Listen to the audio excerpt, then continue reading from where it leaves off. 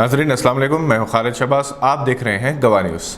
ناظرین، کیا آپ جائیداد کے مالک ہیں؟ کیا آپ نے اپنی زندگی میں اس جائیداد کو تقسیم کرنے کا فیصلہ کیا ہے؟ کیا اس کے لیے کوئی وصیت تیار کی ہے؟ اگر نہیں تو پہلی فرصت میں آپ اپنی اس اہم ذمہ داری کو پوری کریں۔ ان دنوں مسلمانوں میں سب سے زیادہ آپسی جھگڑے، اختلافات جائیداد کی تقسیم پر ہو رہے ہیں۔ اس کے ذمہ دار وہ لوگ ہیں جنہوں نے یہ سمجھ کر کہ انہیں کبھی موت نہیں آئے گی، اب اپنی زندگی میں اس جائیداد کو اس کے حقداروں میں تقسیم نہیں کیا یا کوئی وصیت نہیں بنائی۔ آپ کے پاس کوئی جائیداد ہے یا رقم، تو سب سے پہلے آپ شریعت مطہرہ کی روشنی میں اس کے حقداروں میں ان کو ملنے والے حصے تقسیم کر دیں، ورنہ جن بچوں کو آپ نے اپنی آنکھوں کی ٹھنڈک بنا کر بڑی مصیبتوں سے پالا پوسا اور بڑا کیا، وہی بچے آپ کے مرنے کے بعد آپ کو بھی کوسیں گے اور آپس میں ایک دوسرے کے خون کے پیاسے ہو جائیں گے۔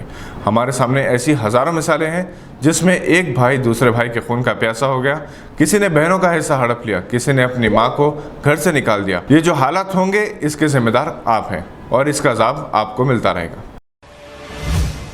تلنگانہ کے وزیر داخلہ جناب محمد محمود علی نے سلطان العلوم ایجوکیشن سوسائٹی کے تعلیمی اور ملی خدمات کو خراج تحسین پیش کرتے ہوئے کہا کہ اس سوسائٹی کے تحت قائم تعلیمی ادارے بالخصوص مفخم جا college of engineering and technology بلا شک و شبہ اپنے تعلیمی معیار کی بنا پر ملک کا نمبر 1 مائنورٹی کالج ہے، جس کے ڈسپلن اور معیار کی نائب صدر جمہوریہ مسٹر ایم وینکیا نائیڈو نے بھی ستائش کی تھی۔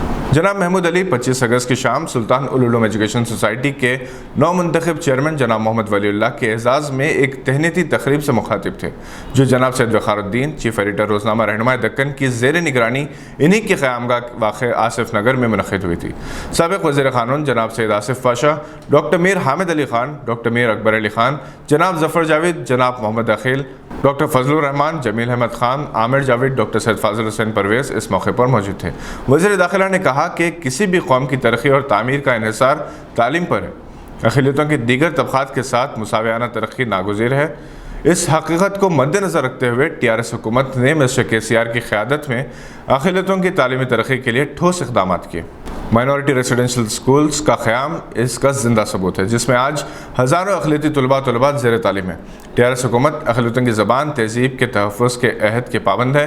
انہوں نے جناب ولی اللہ کو مبارکباد دیتے ہوئے اس امید کا اظہار کیا کہ ان کی قیادت میں سلطان العلوم ایجوکیشن سوسائٹی کامیابی اور ترقی کی نئی بلندیوں کو پار کر لے گا۔ انہوں نے جناب سید وقار الدین کی صحافتی اور ملی خدمات کو بھی خراج تحسین پیش کیا اور کہا کہ رہنما دکن کے ذریعے جناب سید وقار الدین نے قوم و ملت کی غیر معمولی خدمات انجام دی ہیں۔ جناب محمد ولی اللہ نے تہنیتی تقریب کے لیے اظہار تشکر کیا۔ انہوں نے اس عزم کا اظہار کیا کہ وہ سوسائٹی کے تحت تمام اداروں کے معیار کو بلند کرنے کے لیے کام کریں گے۔ سیکریٹری سلطان العلوم ایجوکیشن سوسائٹی جناب ظفر جاوید نے کہا کہ سوسائٹی کے تحت قائم ہر ادارہ نیشنل رینکنگ کا حامل ہے، چاہے وہ MJ کالج ہو یا Sultan ul-Uloom college of pharmacy, law college یا کالج آف ایجوکیشن۔ انہوں نے بتایا کہ پروفیسرز اور اسسٹنٹ پروفیسرز اور دیگر سٹاف کو بہترین معاوضہ ادا کیا جاتا ہے۔ انتظامیہ اور ملازمین کے درمیان بہترین ہم آہنگی ہے۔ کیمپس کا ماحول، معیار، ڈسپلن پورے ملک کے لیے مثالی ہے۔ جناب ظفر جاوید نے جناب خان لطیف خان کو بھی خراج عقیدت پیش کیا، جن کے 22 سالہ دور صدارت میں سوسائٹی کی سرگرمیوں کو کافی وسعت دی گئی۔ انہوں نے اس یقین کا اظہار کیا کہ سوسائٹی کے نئے چیئرمین کی قیادت میں نئے سنگ میل پار کیے۔ ڈاکٹر میر اکبر علی خان نے خیر مقدم کیا اور مہمانوں کا تعارف کروایا۔ جناب سید وقار الدین نے نئے چیئرمین کو مبارکباد پیش کی اور سوسائٹی کی سرگرمیوں کے لیے نیک تمناؤں کا اظہار کیا۔ کووڈ لاک ڈاؤن کی وجہ سے غریب اور اوسط طبقہ سب سے زیادہ متاثر ہوا ہے۔ بڑھتی بے روزگاری اور آمدنی کے وسائل سے محرومی کی وجہ سے سلم بستیوں کے خواتین کے لیے اپنی صحت پر توجہ دینے کا موقع نہیں ملا، جس کی وجہ سے حاملہ خواتین کی صحت، ان میں خون کی کمی اور بچوں میں ٹیکہ اندازی اور مختلف امراض کے علاج کے لیے دواؤں کی فراہمی ایک سنگین مسئلہ بن گیا ہے۔ ان مسائل کو دور کرنے کے لیے ہیلپنگ ہینڈ فاؤنڈیشن نے سیڈ USA کے باہمی اشتراک و تعاون سے راجندر نگر منڈل کے سلم علاقے وادی المحبوب میں مسجد محمد مصطفیٰ میں اپنا دوسرا کمیونٹی ہیلتھ کیئر سینٹر کا 26 اگست کو افتتاح کیا ہے۔ یہ health care centre Rabia clinic کے نام سے چلایا جائے گا۔ راجندر نگر منڈل کے 31 سلم بستیوں کے عوام بالخصوص خواتین اور بچے اس وومن چائلڈ سینٹر سے استفادہ کر سکیں گے۔ یہ سلم بستیاں Mir Mahmood Pahadi, Sulaiman Nagar, ABC block, Chintal Met, Bhopal Nagar, Hasan Nagar, Indira Nagar, NTR Nagar, 12 امام کی پہاڑی وغیرہ کے 5 لاکھ سے زائد افراد کا احاطہ کریں گے۔ اس علاقے میں کشن باغ میں بستی دواخانہ بھی ہے اور راجندر نگر میں پرائمری ہیلتھ سینٹر بھی ہے۔ وومن اینڈ چائلڈ سینٹر میں سینئر جنرل فزیشنز، ماہر اطفال، امراض نسوان، ڈینٹل سرجن، ڈائٹیشن، نرسز اور کاؤنسلرز پر مشتمل ٹیم ہوگی۔ یہ سینٹر خواتین اور بچوں میں موسمی امراض کا بنیادی علاج کریں گے اور انہیں نیبلائزیشن اور گلوکوز، زخموں کی مرہم پٹی، لیب سروسز، حاملہ خواتین کی اسکیننگ کی سہولتیں فراہم کریں گے۔ تمام مریضوں کے آکسیجن سیچوریشن ٹیمپریچر کی بھی جانچ ہوگی۔ اس کے علاوہ خواتین میں خون کی کمی کی شکایت، پریگننسی کے بعد ان کی طبی نگہداشت اور بچوں میں ناقص خوراک کی بھی جانچ کی جائے گی اور انہیں مناسب دوائیں فراہم کی جائیں گی۔ کونسلرز اور ڈائٹیشنز عالمی ادارہ صحت یعنی ورلڈ ہیلتھ آرگنائزیشن کے سفارش کردہ آلات کا بلڈ پریشر، قد، وزن وغیرہ کی جانچ کے لیے استعمال کیے جائیں گے۔ اس کے علاوہ 10 سال سے کم اسکول جانے والے 100 بچوں کے لیے مڈ ڈے میلز مسجد میں ہفتے میں 3 مرتبہ فراہم کیے جائیں گے۔ بچوں کی ٹیکہ اندازی کا جائزہ لیا جائے گا۔ جناب مجتبیٰ عسکری نے جو اس پروجیکٹ کے نگران ہیں، یونیسیف کا حوالہ دیتے ہوئے بتایا کہ ہندوستان میں 5 سال سے کم عمر 20 ملین بچے ناقص خوراک کی وجہ سے متاثر ہیں، جبکہ 14 سے 49 برس کے 50% خواتین خون کی کمی کا شکار ہیں۔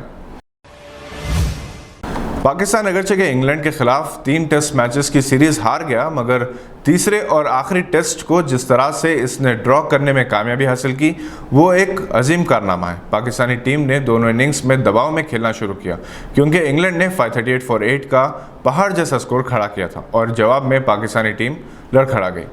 کپتان اظہر علی نے اپنے کیریئر کی بہترین اننگز کھیلی، دوسرے کھلاڑی ان کا ساتھ نہیں دے سکے۔ وہ 141 کی ناقابل شکست اننگز کے ساتھ اپنے آپ کو منوانے میں کامیاب رہے۔ دوسرے اننگز میں بھی انہوں نے 31 رنز کی صبر آزما اننگز کھیلی۔ فواد عالم نے اگرچہ کہ صرف 21 رن بنائے مگر نازک حالات میں بہت قیمتی رن ثابت ہوئے۔ وکٹ کیپر رضوان کو پاکستان کی جانب سے مین آف دی سیریز کا ایوارڈ دیا گیا۔ وکٹ کیپر اور بیٹسمین کی حیثیت سے کامیاب رہے اور ان کی کامیابی سے سرفراز احمد کی ٹیم میں شمولیت سوالیہ نشان ہے۔ بابر اعظم پر تنقید کی جا رہی تھی کہ وہ خاطر خواہ مظاہرہ نہ کر سکے، مگر دوسری اننگز میں انہوں نے شاندار بیٹنگ کرتے ہوئے 63 ناٹ آؤٹ رنز بنائے، بلکہ اپنے ٹیسٹ کیریئر کے 2000 رنز بھی مکمل کیے اور وراٹ کوہلی کا ایک اور ریکارڈ توڑ دیا۔ کوہلی نے 2000 رنز 33 اننگز میں بنائے تھے۔ بابر اعظم نے یہ کارنامہ 29ویں اننگز میں انجام دے دیا۔ انگلینڈ کی ٹیم کی جانب سے 38 سالہ اینڈرسن نے ٹیسٹ کیریئر کے 600 وکٹ مکمل کیے۔ انہوں نے مجموعی طور پر بہت اچھی بیٹنگ اور بولنگ بھی کی۔ کراؤلی نے اپنے کیریئر کی پہلی سنچری کو 267 کی یادگار اننگز میں بدل دیا۔ مجموعی طور پر پاکستان کی بولنگ کمزور تھی، جس پر سابق فاسٹ بولر شعیب اختر نے سخت برہمی کا اظہار کیا اور کہا کہ پہلے پاکستان بولر جس میں وہ خود بھی شامل تھے، عاقب جاوید، وقار یونس، اظہر محمود جیسے بولرز مختلف طریقوں سے بولنگ کر کے حریف ٹیم کو آؤٹ کرتے تھے، مگر وہ بات نہیں ہے۔ ایک اطلاع کے مطابق شعیب اختر کو مصباح الحق کی جگہ پاکستانی ٹیم کا چیف سلیکٹر مقرر کیا گیا ہے۔ یہ تھی آج کی چند اہم خبروں پر نظر۔ آپ سے اجازت لینے سے پہلے آپ سے درخواست ہے کہ اگر آپ نے ابھی تک اس چینل کو سبسکرائب نہیں کیا تو سبسکرائب اور لائک ضرور کریں۔ شکریہ۔